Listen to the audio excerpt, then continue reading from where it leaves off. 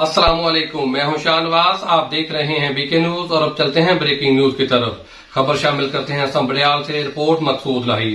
Sambarial circle में डकैती और चोरी की वारदातों में आए रोज इजाफा हो रहा है और पुलिस खरगोश नींद के मजे ले रही है।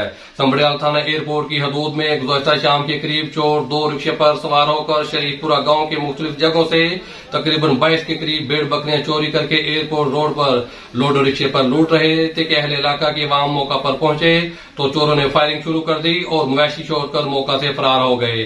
अहले इलाका की आला हुकाम से अपील, हमारे जान और माल का तहफ़्फ़ुज़ किया जाए ताकि हम सुकून की नींद सो सकें।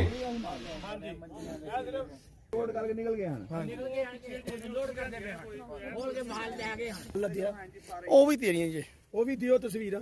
ਬੜੇ ਤੰਗ ਆ, ਸਾਨੂੰ ਰੋਜ਼ਾਨਾ ਦੀ ਬੁਨਿਆਦ ਤੇ ਲੁੱਟਿਆ ਜਾ ਰਿਹਾ। ਅਸੀਂ ਗਰਮੀਆਂ ਦੇ ਵਿੱਚ ਅੰਦਰ ਵੜ ਕੇ ਸੌਂਦੇ ਰਹੇ, ਚੋਰ ਸਾਨੂੰ ਸੌਣ ਨਹੀਂ ਦਿੰਦੇ ਆ। ਅਸੀਂ ਡੀਪੀਓ ਤੇ ਆਰਪੀਓ ਦੇ ਅੱਗੇ ਗੁਜ਼ਾਰਿਸ਼ ਕਰਨੇ ਆ ਕਿ ਸਾਡੀ ਹਿਫਾਜ਼ਤ ਕੀਤੀ ਜਾਏ, ਕਿਉਂਕਿ